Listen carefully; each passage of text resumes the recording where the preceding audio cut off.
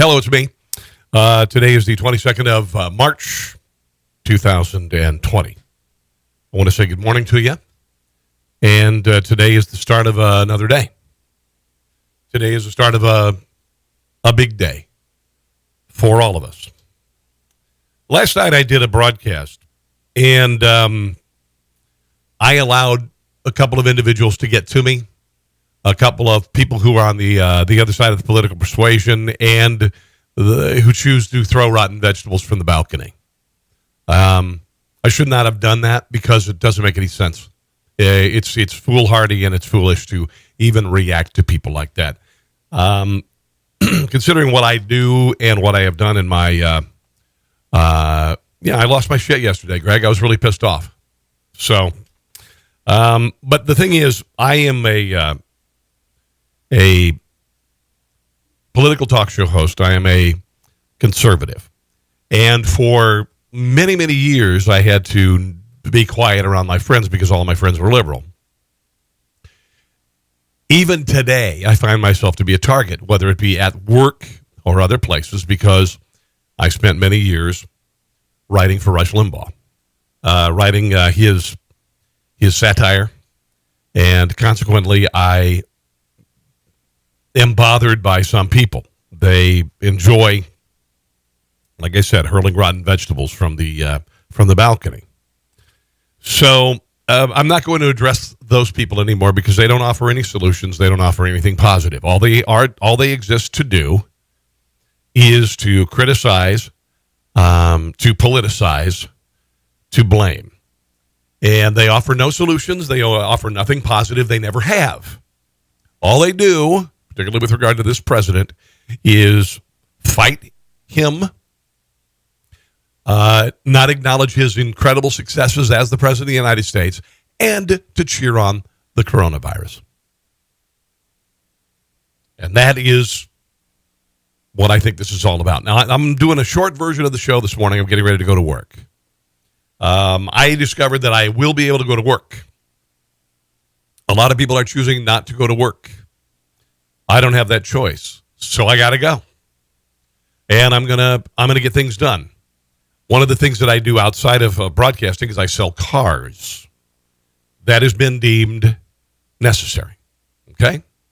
So for the sake of my brothers and sisters who have to work, I would encourage you to help them out. I would encourage you also. A friend of mine named Mark Alford, Channel 4, Fox News locally. He went to Jess and Jim's Steakhouse, did a video. I'll share that with you tonight. Because there are restaurants that are open for carryout. Okay, they are open for carryout. And I know you think McDonald's, let's go to McDonald's, let's go to Hardee's, let's go to, Burger King and all that stuff. And I get it, that's cool. But remember, there are sit-down restaurants that are being decimated right now. All right?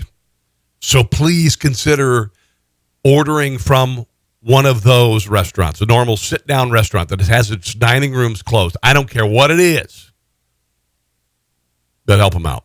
Above me, you'll see a couple of numbers. The national number, the couple of different places. Salvation Army. I'm going to correct that because I want to put the 800 number for sound. Why isn't the 800 number up there? Okay, there you go. Yeah. So City Union Mission is a local organization. They are absolutely terrific. You can help them out. They're going to be serving a lot of homeless people, and some people may be driven into homelessness, but not be able to work. Their number is 816-474-9380. Okay? If you can help them out, that would be great. That's a local Kansas City organization, nationally or locally. The Salvation Army, 800-728-7825, 800-728-7825. I personally do not endorse the American Red Cross, the American Red Cross, or the United Way, because I think both of those organizations have a stranglehold on charity. The American Red Cross misled the American people on 9/11. $1 billion was donated to the American Red Cross during 9/11, and the American Red Cross did none of that, gave none of that to the victims of the 9/11 tragedy. They just put it in their coffers. So I do not support the American Red Cross. If you choose to give blood, I would go to a local community blood bank. Again, I'm not a fan of the American Red Cross. And sorry, that's just the way I feel. So Salvation Army City Union Mission. Those are a couple of things that we need to remember. Now, before we go any further, I got a little video I want to share. This is from, oddly enough, the Australian Health Service with regard to what coronavirus is all about and its symptoms. Later today, I'm going to be on, and I'm going to share the gentleman who's been working with President Trump, Anthony Fauci. I'm going to share some video of him in 2009 versus the H1N1 flu versus now, and how, despite the fact that 61 million people caught that, 12+ thousand died, he was not terrifically concerned about closing down everything. One thing you're going to notice is the difference between the H1N1 and this virus.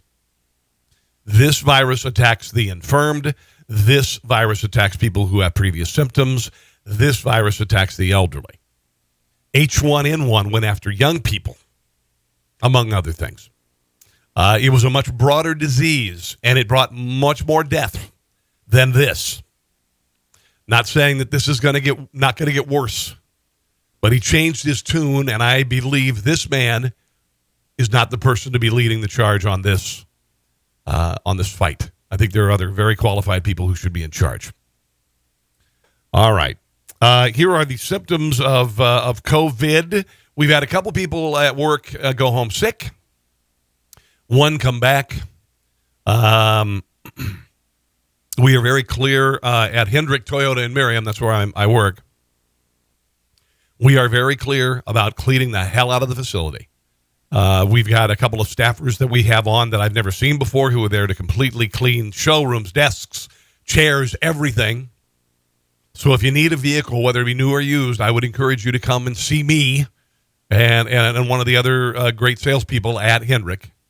We got a huge selection of great used cars, some very nice, affordable, under $10,000 cars, just to get you from point A to point B. New Toyotas, all that stuff. So if you need if you need help, just come and get that. That said, here are some of the symptoms you should be aware of with regard to COVID-19.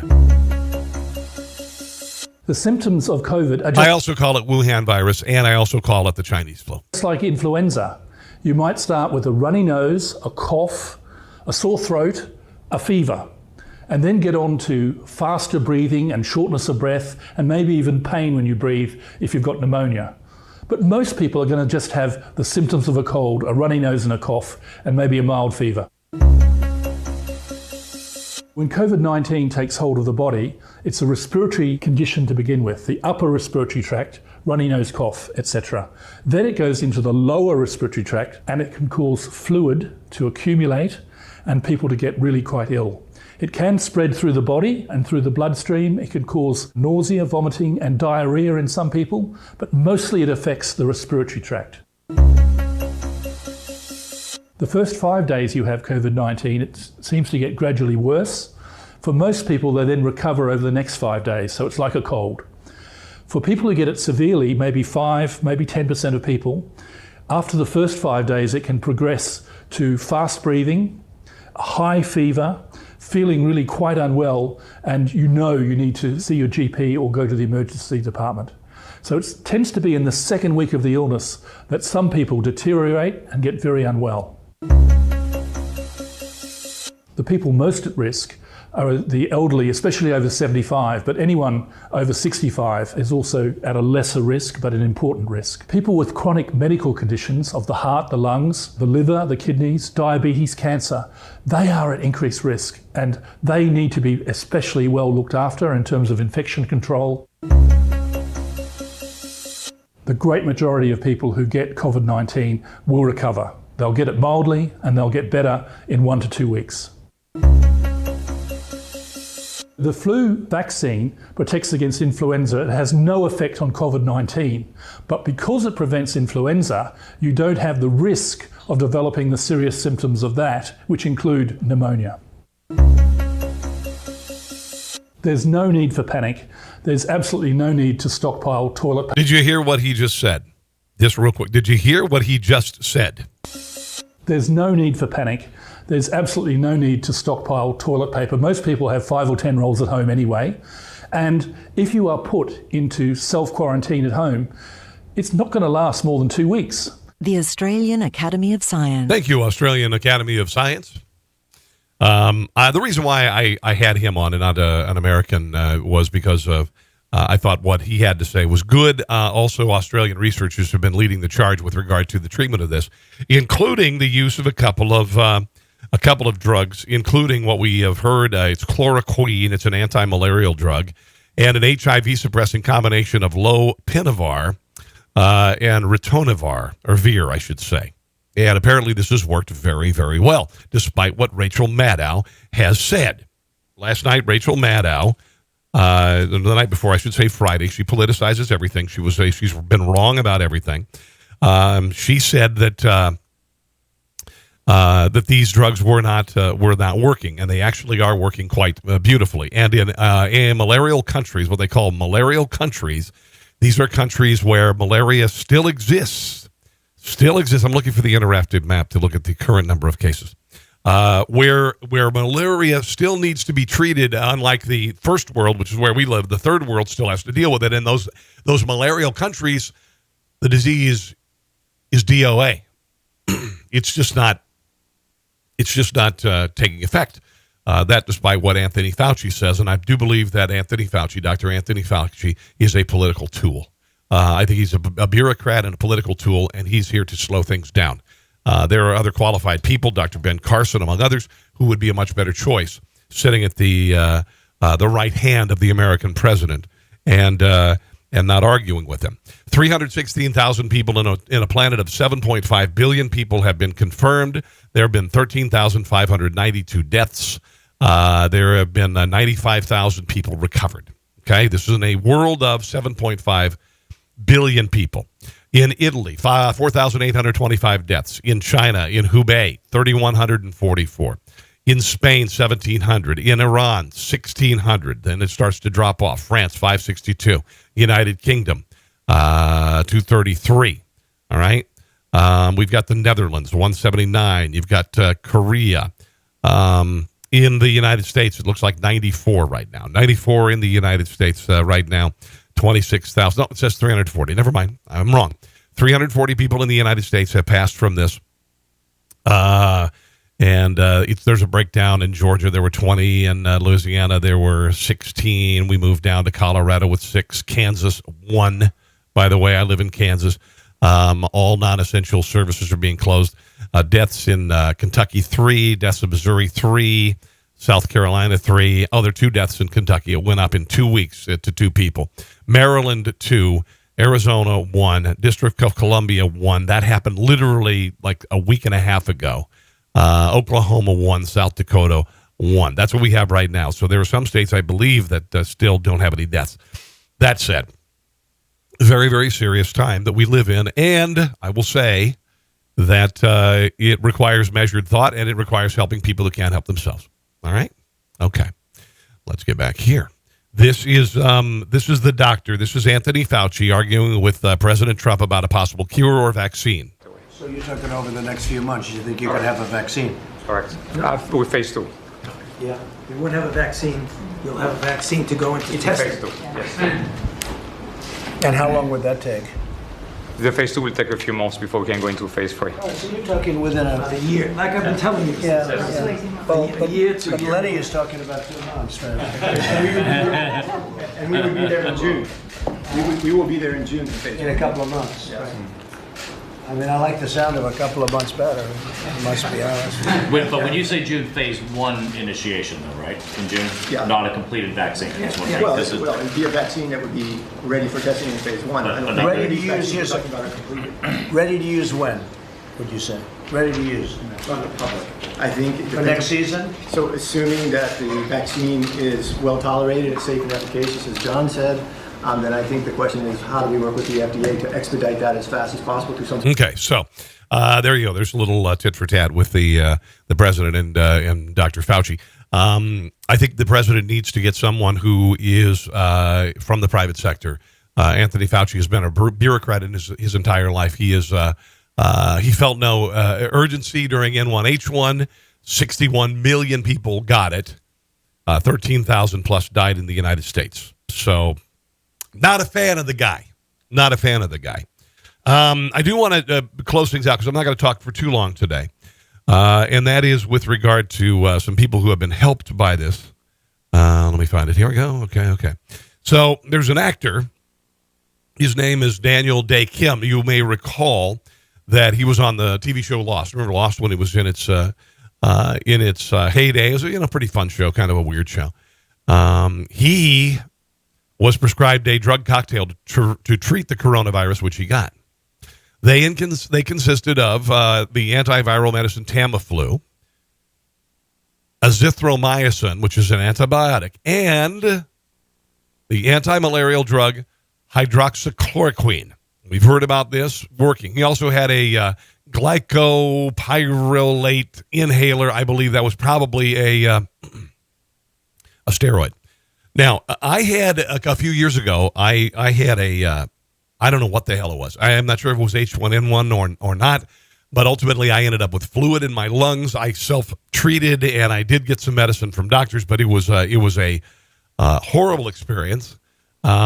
So I went through that. I know what it's like to have a lower respiratory issue, and man, it sucks. It really sucks. But this star treated it with a number of things, including this anti-malarial drug, also with azithromycin, which is the antibiotic, and they're saying that those two combined are really amazing. And then, of course, a steroid inhaler. All right? So here's a little bit from Daniel Dae Kim. Thank you, sincerely. You're welcome. So, I'm happy to report that my progress has continued, and I feel practically back to normal. I am lucky enough to be in the 80% of diagnosed cases that have not required hospitalization. Awesome. That's an important statistic. 80%, guys. I've pretty much been staying in bed taking my medication, but more on that later. As of now, I have no symptoms other than a little residual congestion, which should clear up very soon. I do remain in isolation, though, where, according to my expert representative, Lauren, from the Hawaii State Department of Health, with whom I've been talking every single day. That is a great place to have coronavirus, by the way. If you're going to have it, be in Hawaii. I know, it's funny. Until Monday. Now, why Monday?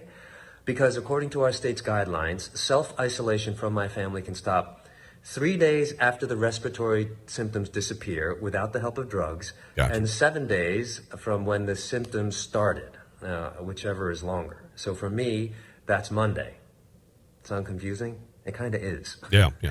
So be sure to check with the CDC website for more information. Now, it's also important to note here that I will not be tested again. Though for peace of mind, I would love to be. I'm told that once I meet those requirements, I'm considered recovered. That's pretty big. Now, this doesn't mean that I'm not subject to any curfews or any other community guidelines. It just means I'm able to interact with my family again like a normal human being. By the way, thanks so much for the kind words regarding my family as well. I am happy to report that they are still symptom-free and just bored. Like 80% of people who get it. The rest of us. I mean, not bored, but symptom-free. And bored, I guess. Yeah. Anyway, the other reason I won't be tested again is more serious. There just aren't enough tests for everyone who needs them. This continues to be a serious problem in our country, not to mention the general shortage of medical supplies. This mystifies me, considering we had a several-month head start in preparing for this outbreak. Okay, here he's going to go get political, so I'm going to go and shut him off there. And by the way, the president did seal off the borders at in January from China. This president has done an outstanding job. He's been praised by people on MSNBC, on CNN, for his expeditious efforts, unlike what happened with H1N1, Dr. Anthony Fauci and Barack Obama. So, enough about that. I'm going to go to work. Again, if you're looking for a car, Hendrick Toyota in Merriam is a lovely place to start. I am there.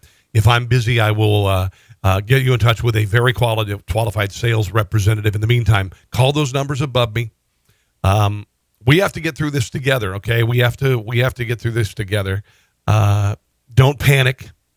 Don't be a snowflake. Here's a meme that I created before I go. There's I'm drawing a blank on his name. Sam. Hold on one second. British singer. Hold on one second. I always forget his last name. Hold on. Yeah. Yeah, Sam Smith. He's a British singer, and he has been under quarantine, and he's been posting on Instagram or whatever, and he's showing his actual meltdown at having to stay in his luxurious mansion, versus somebody else who had to go into quarantine for 2 years. Here is my my meme of the day. I like to call this segment "In the Meme Time," but I only have one today. There it is, right there. Let me move that down a little bit. Anne Frank in hiding, 1942 to 1944. Sam Smith. Self-quarantine less than a week. Don't be a Sam Smith. Don't be a Sam Smith. All right? If you are healthy and able to help somebody out, please do. Obviously, stay home with the fam if you can. Wash your hands like your mom told you. Don't touch your face like your mom told you. Don't pick your nose like your mom told you. And we're going to get through this. We're going to be cool. All right? I'm going to start having guests on the show as they are available, who can bring some light into this. I'm going to do my very best to get local officials on to tell us what the hell's going on and why did you shut down everything. All right. In the meantime, I will be back tonight, probably around 7 o'clock. God bless all of you, regardless of your politics. Let's get through this, and I'll see you soon.